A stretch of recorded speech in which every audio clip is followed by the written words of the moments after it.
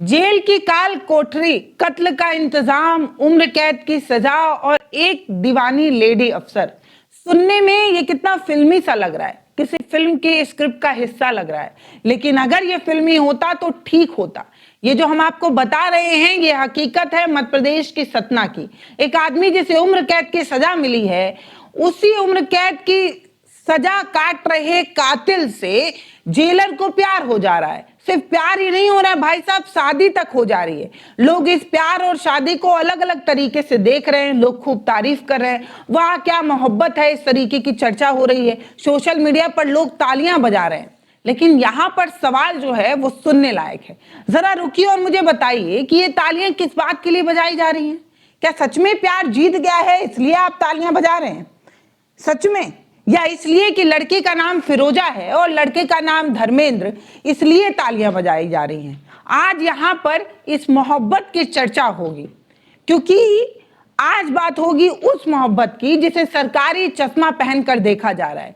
इस पूरे एजेंडे में सरकार और हमारा समाज कैसे तालियां बजाता है और हमें कैसे मूर्ख बनाता है, ये आपको बताएंगे।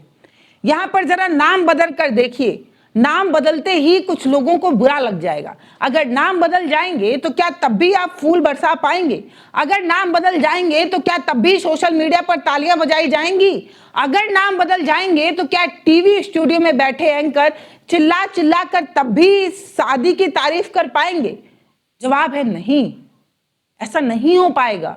आज इस खबर की खाल उधेड़कर हम आपको बताएंगे कि हमारे समाज और हुक्मरानों ने कैसे इश्क का भी, प्यार का भी आधार कार्ड और मजहब देखकर तय करना शुरू कर दिया है। अब प्यार मोहब्बत जो है वो मजहब देखकर तय होगा।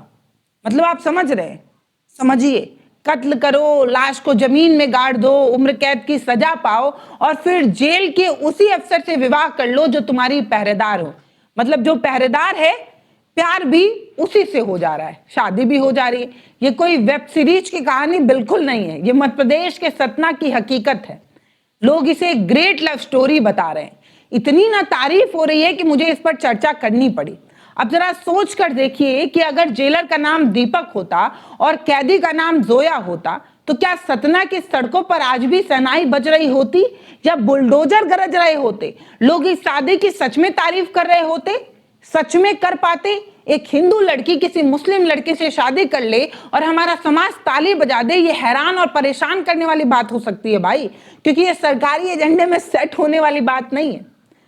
आज बात होगी उस मस्त मौला इश्क की जो मध्य प्रदेश की सरकार को शायद ठीक बैठा हुआ है, इसीलिए स्पेशल डिस्काउंट दिया जा रहा है।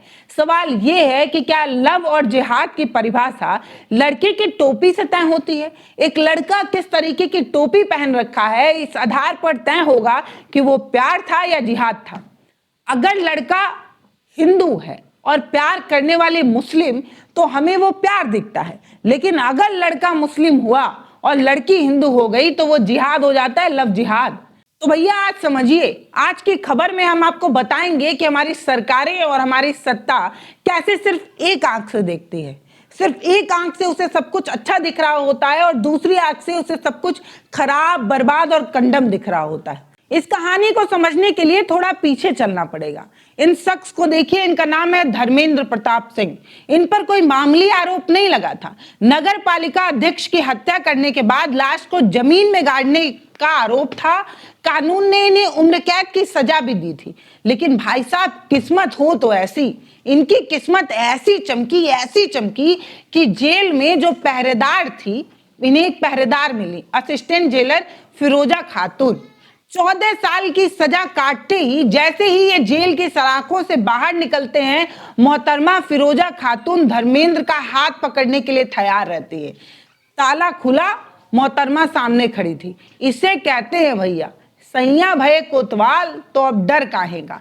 लेकिन यहाँ सैया कोतवाल नहीं है, यहाँ तो सैया मुजरिम है। कोतवाल साहिबा ही मुजरिम की दीवानी हुई पड़ी है। बड़ा उलझाने वाला और रोचक कहानी है। कहते हैं कि इश्क, मुश्क और खांसी छिपाई नहीं छुपती। ड्यूटी के दौरान शुरू हुई बातचीत पहले हमदर्दी में बदली और फिर प्यार में बदल गई। ये जो कहानी है ये एक मिसाल हो सकती है हमारे समाज के लिए कि कैसे एक अपराधी को मुख्य धारा में लाने के लिए प्रेम की संजीवनी दी गई। प्रेम की संजीवनी से एक आदमी कैसे सुधर गया, इस तरीके की चर्चा हो सकती है, होनी भी चाहिए। लेकिन पेच यहाँ पर भाई साहब थोड़ा गहरा है और थोड़ा पेचीदा भी, जिसे समझना होगा। मियाँ बीबी राजी तो क्या करेगा काजी, इस तरीके की बात तो सुनते ही हैं। लेकिन मियाँ बीबी तो राजी हैं, लेकिन समाज को राजी होने के लिए समाज की राजामंदी के पीछे जो एजेंडा सेट है वही आपको समझाने की कोशिश कर रही हूं। समाज राजी तब हुआ, उसकी रजामंदी के पीछे जो एजेंडा था उस पर से पर्दा उठाते हैं। दरअसल मध्य प्रदेश में एक कानून है धर्म समताय अधिनियम। सुनने में बड़ा भारी भरकम सा लगता है, हो सकता है मैंने सही प्रोनाउंस भी ना किया हो। ये जो भारी भरकम कानून है इसका काम बड़ा सिलेक्टिव है, नाम बड़े दर्शन छोटे।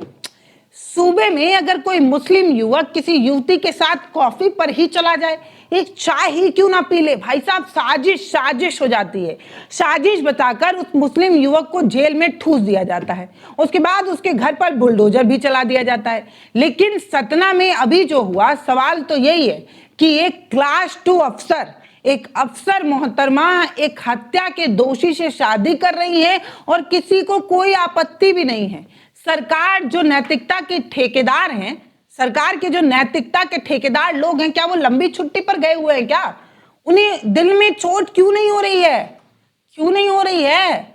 क्योंकि आपकी विचारधारा पर यह सटीक बैठता है, आपकी विचारधारा के लिए यह शादी फायदेमंद है, इसीलिए आपको बुरा नहीं लग रहा है। लव को इश्क कह देना कितना बुरा है ये आप समझते होंगे। जब सामने वाला करे तो ये जिहाद हो जाता है, और जब आप कराएं तो ये लव प्यार हो जाता है। क्या कोई बता पाएगा, क्या सरकार मुझे ये समझा पाएगी कि इस शादी में धर्मांतरण की साजिश इन्हें क्यों नहीं दिख रही है? क्यों नहीं दिख रही है? यहाँ पर धर्मांतरण नहीं नजर आ रहा है, यहाँ पर घर वापसी का नैरेटिव सेट हो पा रहा है, इसलिए कोई धर्मांतरण की नौटंकी नहीं है। पिछले कुछ सालों से उत्तर प्रदेश से लेकर मध्य प्रदेश तक धर्मांतरण विरोधी कानून की जैसे बाढ़ आ गई है। इस कानून का मकसद क्या है? क्या वाकई में आप अपनी बेटियों को बचाना चाहते हैं इसलिए इस तरीके का कानून ले आए हैं? डेटा तो भाई साहब कुछ और कहता है, मतलब आप कुछ और कह रहे हैं और डेटा कुछ और कह रहा है। ज्यादातर ऐसे मामलों में कानून सिर्फ एक खास समुदाय के लड़कों को निशाना बनाने के लिए इस्तेमाल किया जा रहा है, ये कह रहा है डेटा। और डेटा झूठ बोलता नहीं है, क्योंकि साच को आज का है। सत्ता में बैठे लोग शायद ये भूल गए हैं कि संविधान ने हर बालिग को अपना साथी चुनने की इजाजत दी है। आपका जीवन साथी कौन होगा ये आप तय कर सकते हैं अगर आप 18 साल के हैं, लेकिन आज की राजनीति ने ये हक उन सबसे छीन लिया है, क्योंकि आज की राजनीति मजहबी फिल्टर सेट करती है। इस फिल्टर में जो पास हुआ उसे तो शादी करने की इजाजत है, लेकिन जो पास नहीं हुआ उसको भाई साहब सलाखों के पीछे ढकेल दिया जाएगा। सरकार कहती है हम सबका साथ सबका विकास करना चाहते हैं, लेकिन बताइए ना कि ये जो सबका विकास है उसमें क्या आपको सबसे प्यार है?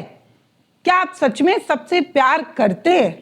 प्यार करने वाले को आप अपनी विचारधारा के अकॉर्डिंग देखते हैं, नो ऑब्जेक्शन सर्टिफिकेट देते हैं, यानी कि एनओसी। जिसको एनओसी मिला वो तो शादी करेगा, और जिसे एनओसी नहीं मिल पाया उसे आप बुलडोज करेंगे, उसे आप सलाखों के पीछे डाल देंगे। तो भैया लब्बो लुबाब ये है कि हमारे देश में मोहब्बत भी अब पॉलिटिकल टूल बन गई है।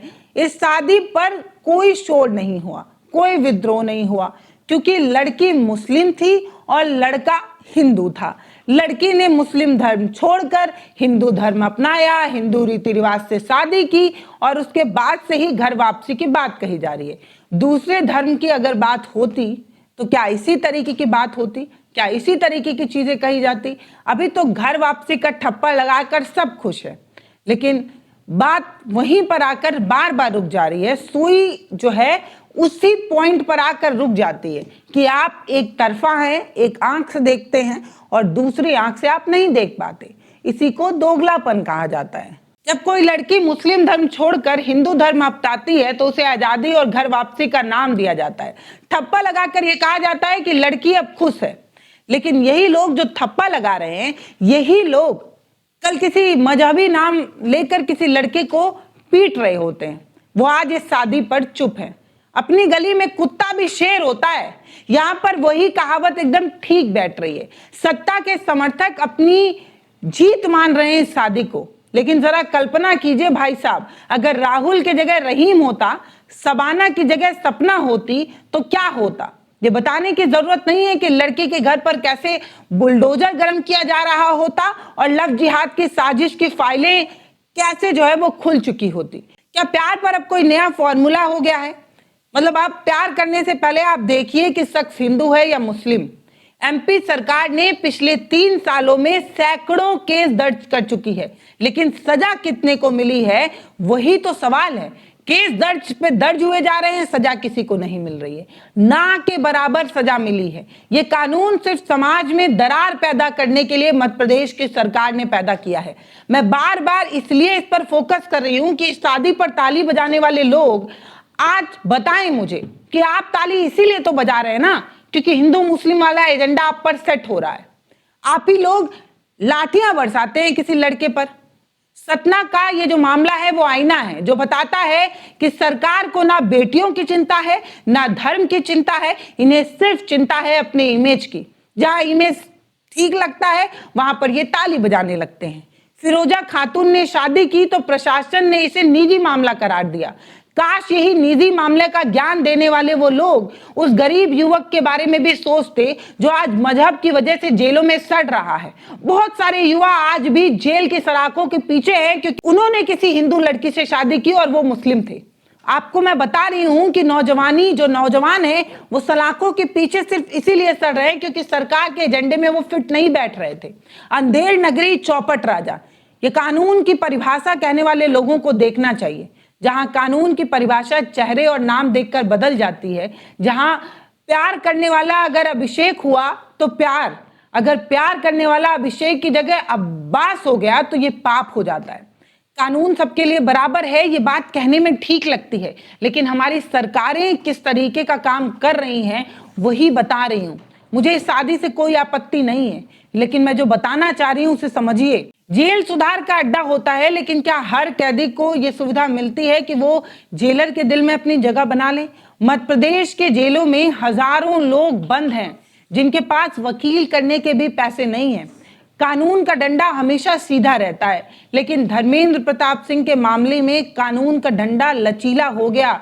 सवाल है क्यों? क्योंकि ये कहानी नैरेटिव को खाद पानी दे रही थी। आज सत्ता का पसंदीदा मैटर ही यही है। मुहावरा है ना, हाथी के दांत खाने के और दिखाने के अलग।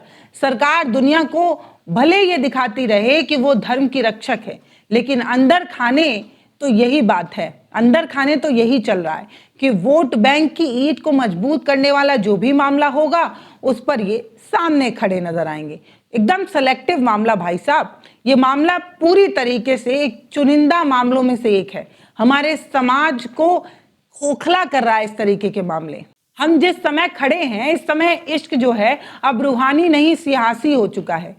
अगर लड़की हिंदू है तो खतरा है, अगर लड़की मुस्लिम है तो स्वागत है। इस तरीके का स्वागत समाज को किस तरीके की निशानियां दे रहा है? सत्ताधीशों से सवाल पूछना जरूरी है। सवाल पूछना इसलिए जरूरी है क्योंकि उनकी नजर में प्रेम की परिभाषा कभी जिला देखकर बदल जाती है और कभी मजहब देखकर बदल जाती है।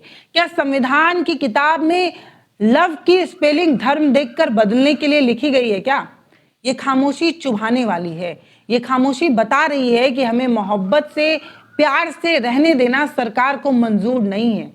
ये बस दूसरे को नीचे दिखाने का मौका देखना चाहते हैं और दूसरे को नीचा दिखाकर इनकी राजनीति सेट होती है, इसलिए ऐसा करते हैं। सवाल ये नहीं है कि फिरोजा ने धर्मेंद्र से शादी क्यों कर ली, ये उनका अधिकार है, वो कर सकते हैं। मैं इस बात की पक्षधर हूं कि इस तरीके की शादियां होनी चाहिए, लेकिन सवाल यहाँ ये है कि इस देश में अधिकारों की लिस्ट जब भी आती है तो वो सरकार क्यों तय करती है कि किसे प्यार करने की इजाजत है और किसे नहीं?